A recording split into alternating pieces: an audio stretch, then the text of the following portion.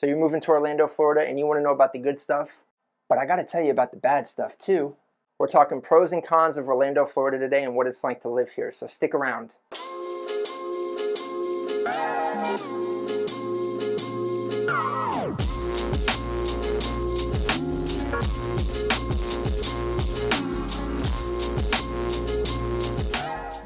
Hey, what's up guys? This is Don Sprinkle, your Central Florida specialist, and if this is your first time to our channel and you want to learn everything there is to know about living, working, playing, and thriving in Orlando, Florida, then you've come to the right place. I got you covered. Just make sure you tap that subscribe button, ring that notification bell so you don't miss out on any of the awesome videos packed full of information we're putting out on a weekly basis for you. Honestly guys, we're getting so many people reaching out to us who are relocating to Orlando, Florida, and we absolutely love it.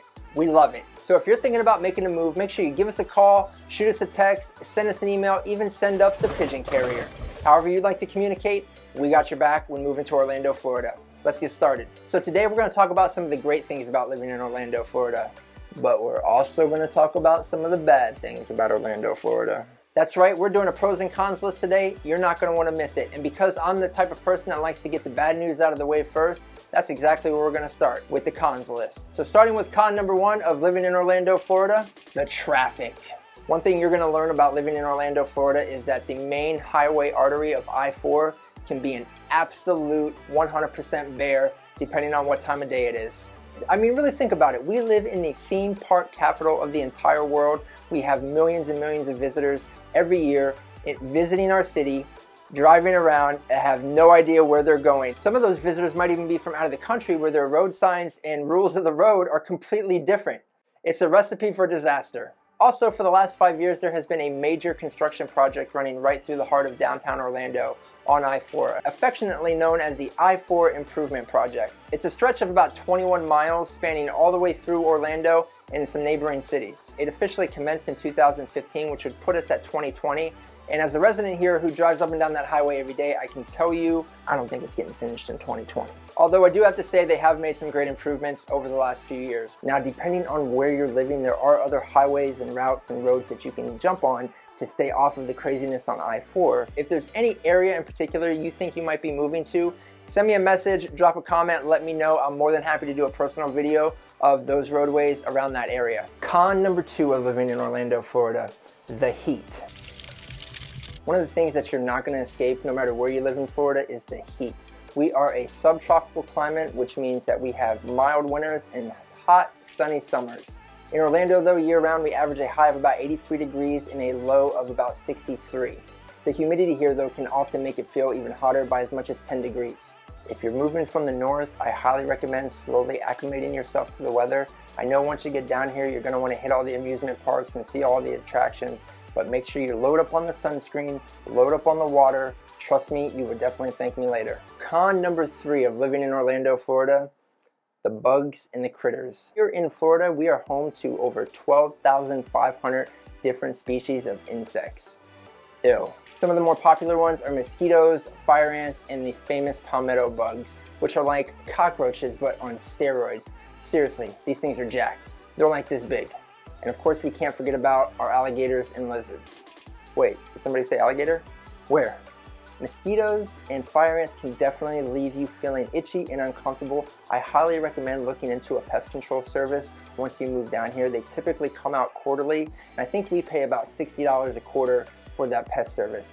It's worth its weight in gold. As far as alligators go, as somebody that was born and raised in Florida, the general rule of thumb is that any body of water, whether it's man-made or not, assume there has an alligator in it.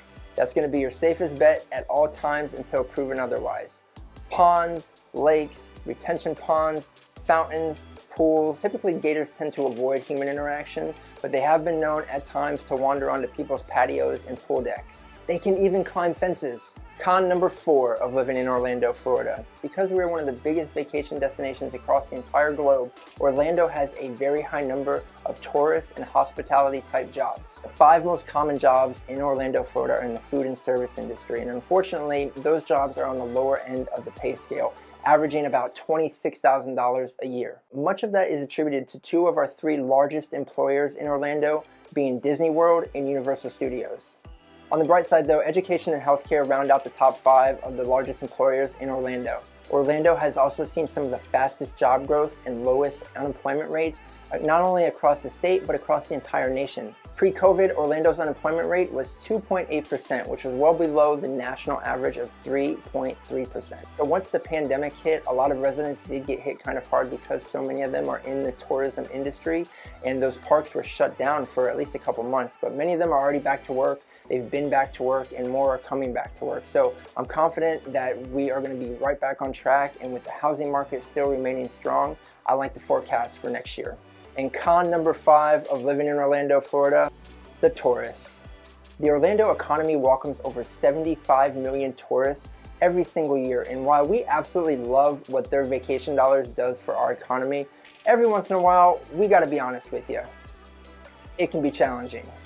We already talked about the impact that it has on our traffic and our roadways. So one of the things that people need to know about Orlando, Florida, though, is that if you are planning to live next to the theme parks or want to live close to the theme parks, a lot of those subdivisions allow for short-term rentals. And what that means is that people can pretty much come and go on a week-to-week or monthly basis. A lot of people come down here, they bring their whole family, want to visit Disney, but they don't want to spend all the money of booking a bunch of hotel rooms. So what they do is they'll pull their money together and they'll rent a house just off of Disney property. So a lot of those subdivisions cater to that, and what that means is that you could be living there as a permanent resident, but your neighbor could be changing every single month. And for some people, me included, I like to know who my neighbors are. I like to talk to them. I like to feel comfortable that when I'm not home, my neighbors might be home and they'll be keeping an eye out on my house. Plus, they're not typically partying on Tuesday night. Now that we got the bad stuff out of the way, let's talk about some of the good stuff that makes Orlando, Florida one of the best places to live. So pro number 1 of living in Orlando, Florida, let's start with the obvious. We are the theme park capital of the entire world. We have them all. We've got Disney World, Universal Studios, SeaWorld, Legoland. We got Busch Gardens just down the road in Tampa. You could probably spend 6 months going to every park trying to see everything, and you would probably still miss some stuff. We get a lot of great Florida resident rates depending on which theme park you're looking at. There's a ton of different options. I'll include the links down below so you can check that out. But honestly, how cool is it that you have these parks that people from all around the world flock to every single year? And you can just wake up on a Saturday morning or a Tuesday morning and say, you know what? Who wants to go to Disney today? And still make it back home to be in your bed before the night's done. Pro number 2 of Orlando, Florida is no state income tax. That's right, Florida is one of only 7 states with no income tax. We're actually one of the lowest tax states in the entire country, sitting pretty at number 40 out of 50. In Orange County, we have a 6.5% sales tax, which is pretty modest compared to Miami and Jacksonville, which have a 7% sales tax, and Tampa out to the west that has an 8.5% sales tax. The other way that Florida makes up with having no state income tax is a special tax on all alcohol sales. 48 cents on every gallon of beer and $6.50 per gallon of every spirit. So that's your whiskeys, your vodkas, your gins, your rums, etc., etc., etc., etc., etc. A quarter if you get that. I'm not a huge drinker anymore, but if I am going out with my buddies, and even if I was a regular drinker, I will gladly pay an extra tax on alcohol if it means I don't have to fork over any additional money come tax time. Pro number 3 of living in Orlando, Florida, there is literally so much to do. I'm not even talking about the theme parks. Orlando, Florida is the 6th largest metropolitan area in the southern United States. If you're a sports fan, we're home to the Orlando Magic. Their arena is smack dab right in the middle of the city, downtown, and right down the road from them, Major League Soccer has taken our city by storm. It gets nuts during soccer season. They recently just built their own stadium too. If you're a foodie or someone who loves trying new restaurants, we got you covered because there's more than enough to go around. It is almost impossible to not find a country or region represented when it comes to authentic dishes.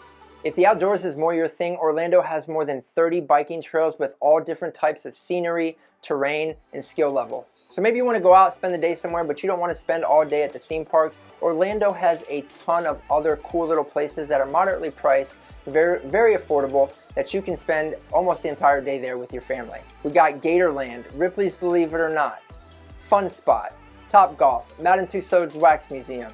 We even have an upside down museum called Wonderworks. It's an interactive museum. The kids love it. Mine does. I know yours will love it too. But what I really love about the diversity in Orlando is all the neat little pockets in and around the city of the different towns. And they all offer their own unique style and flavor. You got the Business District, the Milk District, Soto District, Mills 50. Ivanhoe Village, and Audubon Village, just to name a few. And they're all known for their different restaurants and their different events throughout the entire year. Pro number 4 of living in Orlando, Florida, how about that weather? Now, I know what you're thinking. You mentioned the heat and humidity as a con. Now, I know what I said, but as coming from somebody who was born and raised in Florida, I went to college in the Midwest. I've shoveled snow, I've even scraped my windshield. But I can tell you with complete confidence, 100% unequivocally, mind made up, I will take that heat over shoveling snow any day of the week. The truth is that aside from the summer months, Orlando has some pretty awesome weather. The average high every day is about 83 degrees with an average low of about 64. We have over 300 days of sunny blue skies. I mean, after all, we're not known as the Sunshine State for nothing. So I hope you guys enjoyed this list of pros and cons. It is not a final ultimate list, so if there's anything that I missed or anything you think I might want to add, we can totally do another pros and cons video. And if there's any areas of Orlando that you would like to know about specifically, send me a message, drop a comment. I'm more than happy to do a personal video just for you. But you gotta reach out to us. Give us a call, shoot us a text, send us an email, even send up the pigeon carrier. However you like to communicate, we got your back when moving to Orlando, Florida. So until next time from the City Beautiful, catch you on the flip side.